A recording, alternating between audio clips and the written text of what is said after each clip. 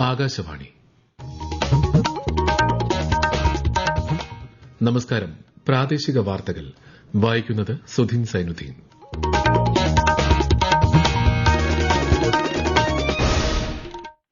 പ്രധാന വാർത്തകൾ. കേന്ദ്ര ബജറ്റിന്മേലുള്ള ചർച്ചകൾ പാർലമെന്റിന്റെ ഇരുസഭകളിലും ഇന്ന് നടന്നു. അടിസ്ഥാന സൌകര്യ വികസനത്തിനാണ് ബജറ്റിൽ പ്രാധാന്യം നൽകിയിരിക്കുന്നതെന്ന് ചർച്ചയ്ക്ക് മറുപടി നൽകി ധനമന്ത്രി നിർമ്മലാ സീതാരാമൻ. വികസിത ഭാരതമെന്ന പ്രധാനമന്ത്രിയുടെ ലക്ഷ്യത്തെ സാക്ഷാത്കരിക്കാൻ ബജറ്റ് ചവിട്ടുപടിയാകുമെന്ന് കേന്ദ്ര സഹമന്ത്രി സുരേഷ് ഗോപി. കൊല്ലം, ബേപ്പൂർ എന്നീ തുറമുഖങ്ങൾ PPP മാതൃകയിൽ വികസിപ്പിക്കുന്നതിന് അനുമതി നൽകി സംസ്ഥാന മന്ത്രിസഭായോഗം. പുതിയ വനിതാ നയത്തിനും മുതിർന്ന പൌരന്മാർക്കുള്ള പരിഷ്കരിച്ച നയത്തിനും മന്ത്രിസഭയുടെ അംഗീകാരം. സ്ത്രീ സുരക്ഷാ പെൻഷൻ പദ്ധതിക്ക് സംസ്ഥാനത്ത് തുടക്കമായി. മുഖ്യമന്ത്രി പിണറായി വിജയൻ ഉദ്ഘാടനം നിർവഹിച്ചു. കുംഭമാസ പൂജകൾക്കായി ശബരിമല ക്ഷേത്രനട നാളെ തുറക്കും. ICC T20 ക്രിക്കറ്റ് ലോകകപ്പിൽ അഫ്ഗാനിസ്ഥാനെ പരാജയപ്പെടുത്തി ദക്ഷിണാഫ്രിക്ക. വാർത്തകൾ വിശദമായി. 2026-27 കേന്ദ്ര ബജറ്റിന്മേലുള്ള ചർച്ചകൾ പാർലമെന്റിന്റെ ഇരുസഭകളിലും ഇന്ന് നടന്നു. ലോക്സഭയിൽ ധനമന്ത്രി നിർമ്മലാ സീതാരാമൻ ബജറ്റ് ചർച്ചയ്ക്ക് മറുപടി നൽകുകയാണ്. അടിസ്ഥാന സൌകര്യ വികസനത്തിനാണ് ബജറ്റിൽ പ്രാധാന്യം നൽകിയിരിക്കുന്നതെന്ന് ധനമന്ത്രി വ്യക്തമാക്കി. MSME മേഖലയ്ക്കും തൊഴിൽ സാധ്യത ഉറപ്പുവരുത്തുന്ന മറ്റ് മേഖലകൾക്കും ബജറ്റിൽ പ്രധാന പരിഗണന നൽകിയതായും ശ്രീമതി സീതാരാമൻ പറഞ്ഞു.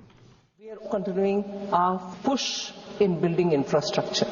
Now it's not just roads, it's not just national highways, it's also looking at waterways so that the cost of logistics in this country can come down, and states which are very much in the hinterland, not connected to any seaport, will have the advantage of moving goods faster at a lesser cost.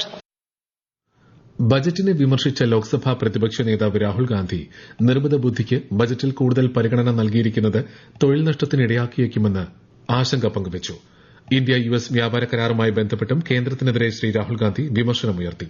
Data is important. If the India alliance was negotiating with President Trump, the first thing we would say is, President Trump, the most important thing in this equation is Indian data. You want to protect your dollar?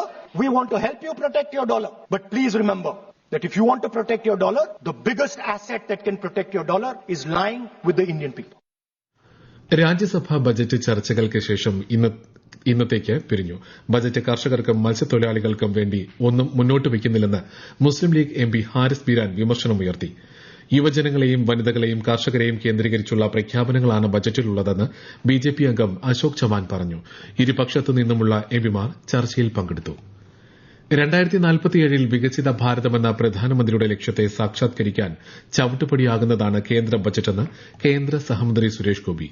വനിതകളെയും യുവജനങ്ങളെയും സംരംഭകരാക്കുന്നതിന് ബജറ്റിൽ പ്രാമുഖ്യം നൽകിയിട്ടുണ്ടെന്നും അദ്ദേഹം കൊല്ലത്ത് വാർത്താ സമ്മേളനത്തിൽ പറഞ്ഞു. ഇത് ഒരു ദീർഘദൃഷ്ടിയോട് സൈസ് അപ്പ് ചെയ്തിരിക്കുന്ന ഒരു ബഡ്ജറ്റാണ്. ഇത് ടാർഗറ്റ് ചെയ്യുന്നത് പൌരന്മാരെന്ന നിലയ്ക്ക് സ്റ്റേക്ക് ഹോൾഡേഴ്സ്, ഈ രാജ്യത്തിന്റെ അവകാശികൾ, അവർക്ക് വേണ്ടുന്ന ഒരു ലൈഫ് ഡിസൈൻ ഈ ബഡ്ജറ്റിൽ ഇൻകൾക്കേറ്റ് ചെയ്തിട്ടുണ്ട്. 2047 ഈ രാജ്യത്തിന്റെ സമ്പന്നത ഏതൊക്കെ വഴിക്ക് വരണം എന്ന് പറയുന്ന ഒരു സഞ്ചാര പാതയാണ് ഒരുക്കിയിട്ടുള്ളത്. കേരളത്തിൽ എയിംസ് വരുമെന്നും എന്നാൽ സാധ്യതയുള്ള സ്ഥലങ്ങൾ കണ്ടെത്തി നൽകുന്നതിനുള്ള നടപടികൾ സംസ്ഥാന സർക്കാരിന്റെ ഭാഗത്തു നിന്നും ഉണ്ടായിട്ടില്ലെന്നും ശ്രീ സുരേഷ് ഗോപി ആരോപിച്ചു. കൊല്ലം, ബേപ്പൂർ എന്നീ തുറമുഖങ്ങൾ PPP മാതൃകയിൽ വികസിപ്പിക്കുന്നതിന് അനുമതി നൽകി സംസ്ഥാന മന്ത്രിസഭായോഗം.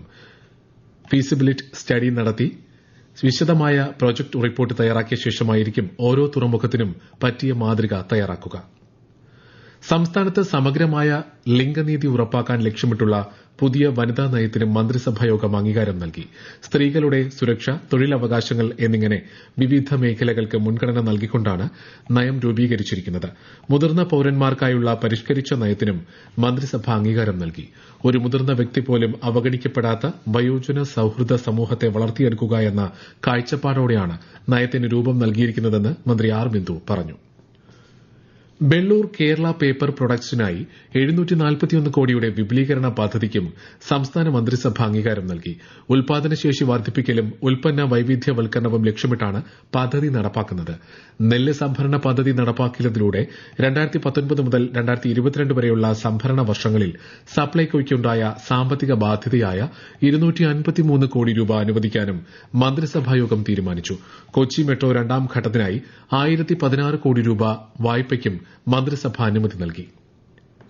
സംസ്ഥാനത്ത് തീവ്ര വോട്ടർ പട്ടിക പരിഷ്കരണ നടപടികൾ മികച്ച രീതിയിൽ പുരോഗമിക്കുന്നതായി മുഖ്യ തെരഞ്ഞെടുപ്പ് ഓഫീസർ രത്തൻ യു ഖേൽക്കർ നിശ്ചയിച്ചതിനേക്കാൾ 2 ദിവസം മുൻപേ നടപടികൾ പൂർത്തിയാക്കാനാണ് ലക്ഷ്യമിടുന്നതെന്നും തെരഞ്ഞെടുപ്പിന് മുന്നോടിയായി ഇടുക്കി ജില്ലയിലെ ഇടമലക്കുടി സന്ദർശിച്ച ശേഷം അദ്ദേഹം പറഞ്ഞു.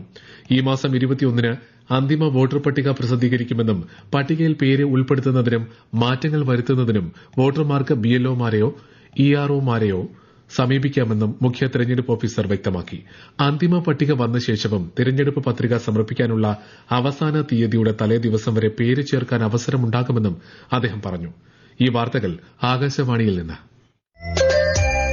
ആകാശവാണി വാർത്തകളും വാർത്താ അധിഷ്ഠിത പരിപാടികളും all India radio news Thiruvananthapuram YouTube ചാനലിലും all India radio news Thiruvananthapuram Facebook പേജിലും AIR ന്യൂസ് _തിരുവനന്തപുരം ഇൻസ്റ്റഗ്രാം അക്കൌണ്ടിലും AIR ന്യൂസ് _TVM X ഹാൻഡിലും ലഭ്യമാണ്. സ്ത്രീ സുരക്ഷാ പെൻഷൻ പദ്ധതിക്ക് സംസ്ഥാനത്ത് തുടക്കമായി. മുഖ്യമന്ത്രി പിണറായി വിജയൻ ഉദ്ഘാടനം നിർവഹിച്ചു. സ്ത്രീ സമൂഹത്തിന്റെ സുരക്ഷിതത്വവും സ്വാശ്രയത്വവും ഉറപ്പുവരുത്തുന്ന പദ്ധതിയാണിതെന്ന് മുഖ്യമന്ത്രി ചടങ്ങിൽ പറഞ്ഞു. ലിംഗനീതിയിൽ അധിഷ്ഠിതമായ നവകേരള യാത്രയിലെ സുപ്രധാന നാഴികക്കല്ലാണ് പദ്ധതിയെന്നും അദ്ദേഹം വ്യക്തമാക്കി. സ്ത്രീ സമൂഹത്തിന്റെ സുരക്ഷിതത്വവും സ്വാശ്രയത്വവും ഇതെല്ലാം ഉറപ്പുവരുത്തുന്നതിനായി ആവിഷ്കരിച്ച പദ്ധതിയാണ് സ്ത്രീ സുരക്ഷാ പദ്ധതി. ലിംഗനീതിയിൽ അധിഷ്ഠിതമായ ഒരു നവ കേരളത്തിലേക്കുള്ള യാത്രയിലെ ഒരു സുപ്രധാനമായ നാഴികക്കല്ലാണ്. സമൂഹം എത്രത്തോളം പുരോഗതി പ്രാപിച്ചു എന്നത് സാധാരണഗതിയിൽ അളക്കുന്നത് ആ സമൂഹത്തിലെ സ്ത്രീകൾ എത്രത്തോളം സുരക്ഷിതരും സ്വതന്ത്രരും ആണ് എന്നതിനെ അടിസ്ഥാനമാക്കിയാണ്. ഉദ്ഘാടനം കഴിഞ്ഞ് 2 മണിക്കൂറിനുള്ളിൽ നിലവിലുള്ള 10,18,042 ഗുണഭോക്താക്കളുടെ ബാങ്ക് അക്കൌണ്ടുകളിൽ 1,000 രൂപ വീതം കൈമാറി. സാമ്പത്തികമായി പിന്നാക്കം നിൽക്കുന്ന മറ്റ് സാമൂഹ്യക്ഷേമ പദ്ധതികളിൽ അംഗങ്ങളല്ലാത്ത 35 മുതൽ 60 വയസ്സുവരെയുള്ള സ്ത്രീകൾക്കും ട്രാൻസ് വുമൻ വിഭാഗത്തിനും പ്രതിമാസം 1,000 രൂപ പദ്ധതിയിലൂടെ ലഭിക്കും. തിരുവനന്തപുരം ജില്ലയിലെ അമ്പൂരി കുമ്പിച്ചൽ കടവ് പാലത്തിന്റെ ഉദ്ഘാടനം മുഖ്യമന്ത്രി പിണറായി വിജയൻ അല്പസമയത്തിനകം നിർവഹിക്കും. സംസ്ഥാനത്ത് പൂർത്തിയാക്കിയ 30 റോഡുകളും 6 പാലങ്ങളും മുഖ്യമന്ത്രി ഇതോടൊപ്പം നാടിന് സമർപ്പിക്കും. കോഴിക്കോട് ബസ്സിനുള്ളിൽ ലൈംഗികാതിക്രമം കാട്ടിയെന്നാരോപിച്ച് സമൂഹമാധ്യമത്തിൽ വീഡിയോ പങ്കുവച്ചതിന് പിന്നാലെ യുവാവ് ആത്മഹത്യ ചെയ്ത കേസിൽ അറസ്റ്റിലായ ഷിംജിതയ്ക്ക് ജില്ലാ സെഷൻസ് കോടതി ജാമ്യം അനുവദിച്ചു.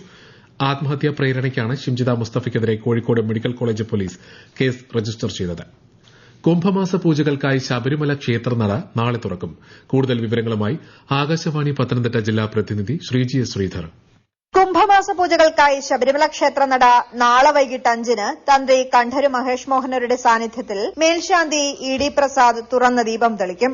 ശേഷം 18ാം പടിക്ക് താഴെ ആഴിയിൽ അഗ്നി പകരുന്നതോടെ ഭക്തർക്ക് 18ാം പടി കയറി ദർശനത്തിന് അനുമതി ലഭിക്കും. കുംഭം 1 13-ന് രാവിലെ 5-ന് നട തുറന്ന് പൂജകൾ ആരംഭിക്കും. ആഗോള അയ്യപ്പ സംഗമത്തിന് ചിലവാക്കിയ തുകയുടെ കണക്കുകൾ പറയേണ്ടത് ദേവസ്വം ബോർഡാണെന്ന് മന്ത്രി VN വാസവൻ. 4 കോടി രൂപയുടെ സ്പോൺസർഷിപ്പ് ഇതിനായി ലഭിച്ചതായി അറിയാമെന്നും മന്ത്രി മാധ്യമങ്ങളോട് പറഞ്ഞു. ശബരിമല സ്വർണ്ണ അപഹരണ കേസിൽ പ്രതികൾക്ക് ജാമ്യം ലഭിച്ചു എന്ന് കരുതി കേസ് ഇല്ലാതാകുന്നില്ലെന്നും അദ്ദേഹം പ്രതികരിച്ചു. 2020 ലോകകപ്പിൽ അഫ്ഗാനിസ്ഥാനെ സൂപ്പർ ഓവറിൽ മറികടന്ന് ദക്ഷിണാഫ്രിക്ക.